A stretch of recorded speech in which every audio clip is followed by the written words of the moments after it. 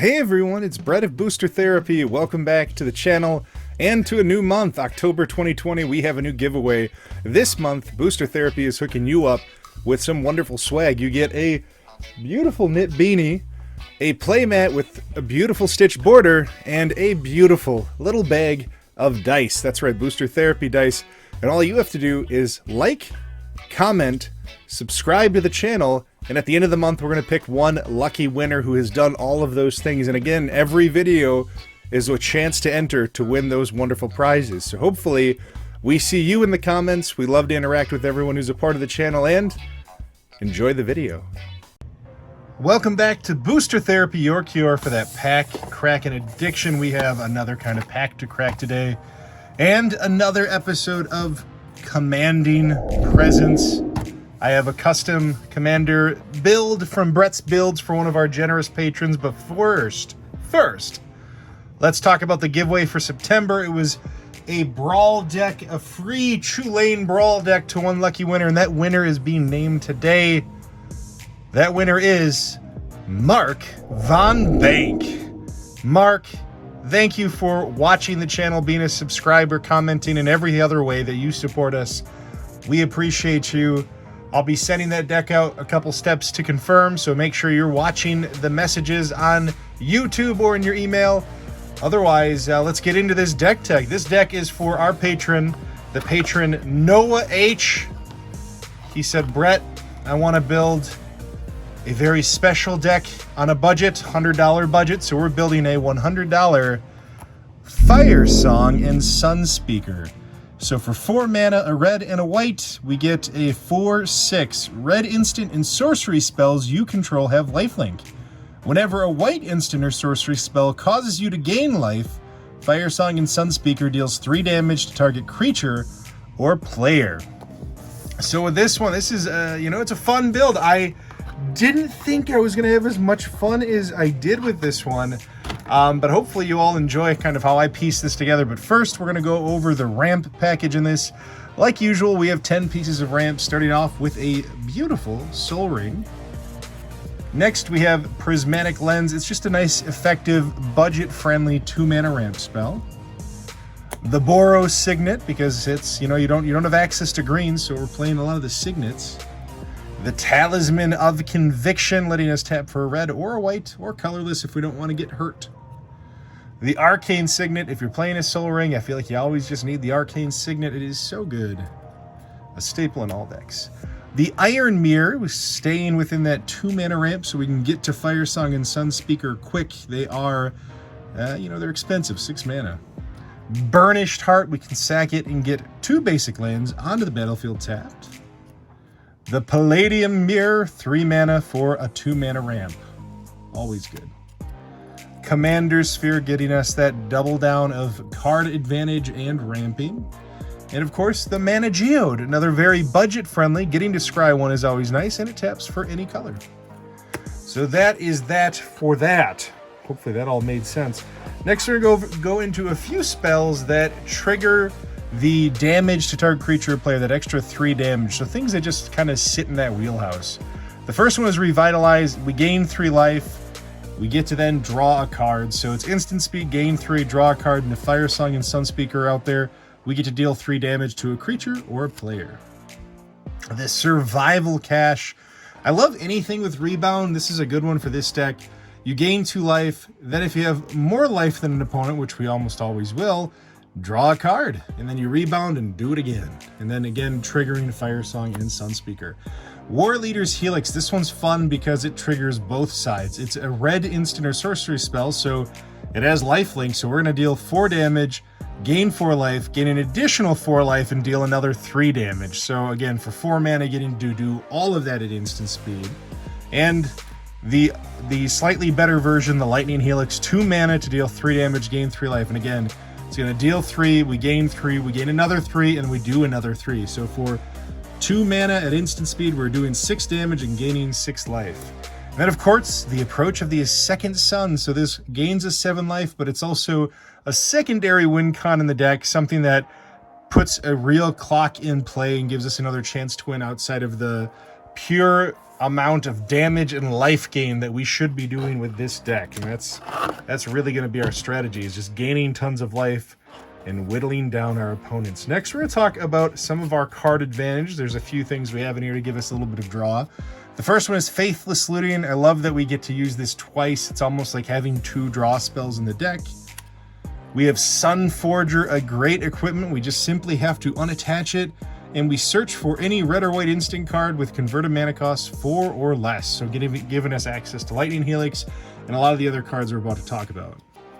Mangara, the Diplomat. I love that this really makes people have to think twice about attacking you or playing multiple spells. Either way it goes, if they do it, you're going to benefit from it. Mind's Eye, another one that goes underplayed in my book. I mean, it is 5 mana, so it's a lot, but whenever an opponent draws a card, you simply pay 1 and you get to draw 1 yourself. And the Charm Breaker Devils. At the beginning of your upkeep, we can return an instant or sorcery from our graveyard to our hand. So it's just letting us play things more than once. The other upside is once we cast it, it's not like we have to exile it. We just get to keep doing it. Next, we're going to talk about some of the pain points we're creating with this deck. How do we hurt the world and burn it all down? First, we'll talk ones that are more opponent-driven. We have Acidic Soil. It deals 1 damage to each player for each land he or she controls. Now remember, this is a red sorcery spell. It has lifelink, so even though it's dealing, 5 damage, 6 damage to us, we're gaining 6 life from that. But it's also doing that to each of our opponents. We're stacking that life gain and gaining a ton of life off of 1 spell. Korvath's Fury, similar to that, it deals damage to each foe equal to the number of cards in their hand, or in a pinch, we can wheel. Price of Progress. This is another great one where it deals damage to each player equal to twice the number of non-basic lands that player controls. The other upside here is we're not playing a ton of non-basics, mostly basics in this deck. It keeps us within that $100 budget. And really, Price of Progress is great for Commander. There's a lot of greedy mana bases out there. So next we're going to kind of go into that global damage, dealing damage to all of the different things on the battlefield. So Storm's Wrath is the first one, 4 damage to each creature and each planeswalker. And again, the focus here is how much life we're gaining on spells like this, really stacking up our life gain. Subterranean Tremors, X damage to each creature without flying. If X is 4 or more, destroy all artifacts. If X is 8 or more, we get to make a big lizard. The real bonus here is we're just trying to deal a lot of damage to each creature on board. Immolating Gyre.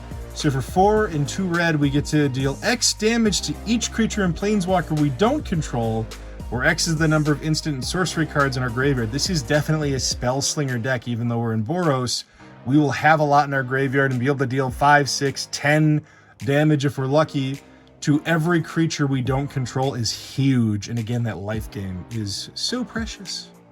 Sweltering Suns, we can cycle it in a pinch to draw a card. Otherwise, it deals 3 damage to each creature. Again, just really building up how much life we gain. Rolling Earthquake, a recent reprint, deals X damage to each creature without horsemanship. So, man, hopefully we don't see too many of those horsemanship. And each player. And again, even though we're dealing damage to ourselves, we're going to gain it back. We have lifelink on these spells if we have Firesong and Sunspeaker out. Earthquake, same thing is Rolling Earthquake, except, without flying, so slightly worse. The horsemanship is a little bit harder to come by. Magma Quake, X damage to each creature without flying and each planeswalker. It's giving us 1 more of the Earthquake mechanics.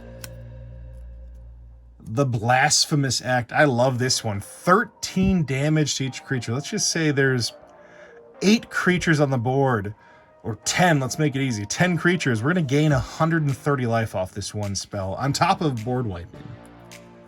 Star of Extinction. It's kind of like Blasphemous Act, but if we got 7 mana, it's going to do just that much more, and we are, yes, going to gain that much more.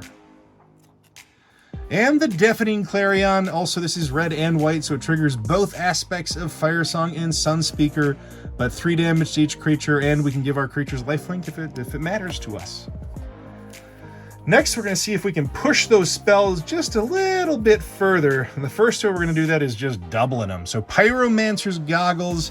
Not only is this a ramp spell, I mean it's 5 mana ramp, so kind of icky, but it can tap for red, and if that red is used to pay for an instant or sorcery, we get to make a copy and do it again. The Primal Amulet, it makes all of our instant sorceries cost 1 less, We put charge counters on it, and when we flip it, we get another set of Pyromancer's goggles. And double vision, because what would a deck be without a tribute to Foreigner, one of the greatest bands that have ever lived? Fight me.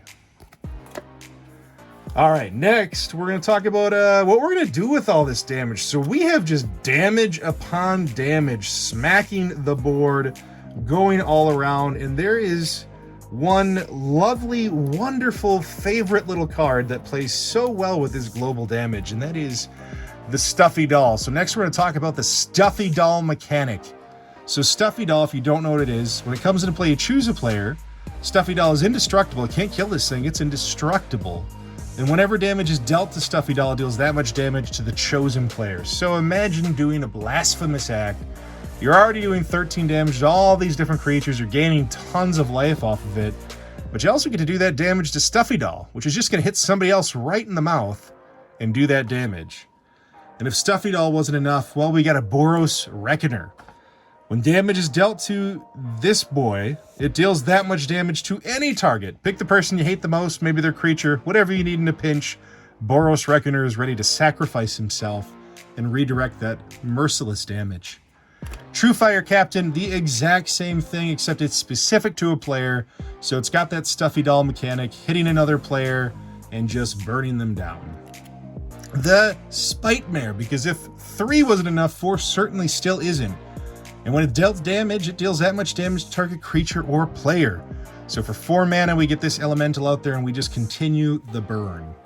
And because there was a better one made, Brash Taunter for 5 mana, 1/1 indestructible. When it's dealt damage, you can deal that much damage to target opponent, and you can fight things too. And it just is indestructible and doesn't want to die, and it just keeps burning and hurting everybody. A lot of resiliency in this play. This is really our overall strategy, is Firesong, Sunspeaker, Stuffy Doll mechanic, and just start burning things as best as we can. Gideon's Sacrifice, if somebody's trying to deal something to us, it's always nice to be able to redirect that and channel that into one of these additional redirects of damage. So, you know, that Brash Taunter can kind of take all of the heat. We can layer all of that damage onto him and then just redirect it and take an opponent out in one swing. Pariah, same kind of thing. All damage that would be dealt to you is dealt to enchanted creature instead. So when we Earthquake and it hits us in the face, we're just gonna go to Brash Taunter and hit somebody else in the face. We don't want to take damage. No. Next, we're going to talk about how we're keeping things alive. How do we protect Firesong and Sunspeaker? Because inevitably, they're going to be a huge target with this. I mean, they are an essential piece to keeping this deck moving. The first one is Shielded by Faith, just straight up making them indestructible. So as we're burning the world, they don't die. And as our opponents continuously try to kill them, we can keep them alive, at least making them indestructible. Next, we have Cloud Shift. This is a great instant speed. It functions so much like a counter spell in a case like this. Again, people are going to be directing that damage to Firesong and Sunspeaker, Cloud Shifting it out of the way, exiling it to avoid the damage, and letting it pop back in, keeps it alive for another day, and doesn't make us have to pay for that extra commander tax over and over again. The Long Road Home, it's the similar mechanic to Cloud Shift. It's just getting that ability to exile it and return it at the beginning of the next end step, keeping our Firesong and Sunspeaker safe. God's Willing, giving it protection from any color that we need, and we can scry one at the end of it. Again, we're working on that $100 budget. These are some of those strong budget cards that keep our commander going. Emerge Unscathed, it's a lot like God's Willing. It just gives us that rebound effect, so we can do it again on the next turn, but again, 1 mana instant protection spell. Baz-Riket, we can +1 and make it indestructible, so if we need to do something on our turn, like burn the world, and we don't want to lose Firesong and Sunspeaker, Baz-Riket is a great way to keep it alive, making it stronger, keeping us resilient in our strategy going. The Boros Charm, giving everything indestructible. The other upside is we can do 4 damage to a player if it makes sense, if it's the right thing to do, and it triggers both sides of Firesong and Sunspeaker. So it's going to have lifelink, and it's going to deal that additional 3 damage. Lightning Greaves, giving it Shroud and Haste. This is just a clean way to protect our commander and really have that haste mechanic on the board if it ever needed to happen or needs to make sense. And then we have the Siegery Shelter. This is a new one from Zendikar Rising, and this is one of the modular cards, so it can flip, and this can actually just be a planes coming into play tapped if we need it to be. And if we don't, it's another way to give Firesong Sunspeaker protection and keep them alive, avoiding some of those removal spells. Next up, we are going to talk about a few of our own removal spells in this deck. We didn't have enough with all the burn we have, but the first one here is Swords to Plowshares, just an efficient 1 mana exile a creature. Chaos Warp, taking care of any permanent, making them shuffle it in and, go for a good gamble. Gamble is fun. Blood Moon, because, we hate greedy mana bases. We know that we're working on a budget. We know that this card is currently at an all-time low because it was reprinted, and we know we're playing with basic lands and our opponents won't do that. So we're going to teach them a lesson. We're going to Blood Moon them. Solemn Offering removes any artifact or enchantment and commander. These are some of the most essential pieces to establish in a combo. The upside here is this also gains you 4 life, triggering Firesong and Sunspeaker so we can do 3 damage to a creature or a player. Generous Gift, one of the better removal spells in white, instant speed, destroy any permanent. And of course, Council's Judgment, another one that is at an all-time low. Council's Judgment is a powerhouse of a removal spell, especially if you've got a board of players that don't agree with each other. The last few cards we're going to cover here are some of our finishers in this deck. The first one is Mob Rule. For 6 mana, we can choose one. Gain control of all creatures with power 4 or greater or 3 or less. So basically taking the lion's share of the creatures on board and swinging into our opponents with them. Always fun. Chance for Glory. We might need that extra shot. We see that they're trying to kill us. We know that they're evil, that they hate us. Chance for Glory gives us one more shot at victory, letting us work some of our other win cons, letting us burn the world, gain the life, and use one of the cards you're about to see. Gutter Snipe, this is just a great way to whittle them down. I mean, we're going to be spell slinging all day, and to do an additional 2 damage to each opponent every time we do that really helps us set the tone and increase the pace of the game. Aether Flux Reservoir, this is where you're going to use a Chance for Glory or anything else, but when we can gain 130 or more life with Blasphemous Act or 200 life with Star of Extinction, having Aether Flux Reservoir on the board means we just get to nuke everyone else. On top of that, we are spell slinging. We're going to gain so much life off of that as well. It's just so much lifelink happening. It's time to Aether Flux. And finally, we have Angel of Destiny. This is another new one from Zendikar Rising. So for 5 mana, you get a 2/6 flying double strike. Whenever a creature you control deals combat damage to a player, you and that player each gain that much life, not as relevant. But at the beginning of your end step, if you at least have 15 life more than your starting total, each player Angel of Destiny attacked this turn loses the game. So it's our ability to take out those largest threats. We don't even have to get damage in. We simply just need to attack and then to survive the attack to kill our opponent.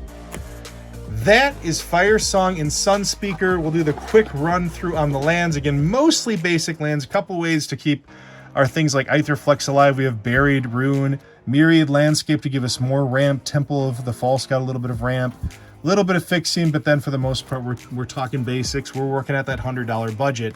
But this is Firesong and Sunspeaker. Noah, thank you so much for sponsoring this deck build. I was so excited to build this one for you. It was a ton of fun to build. Hopefully you all enjoy it.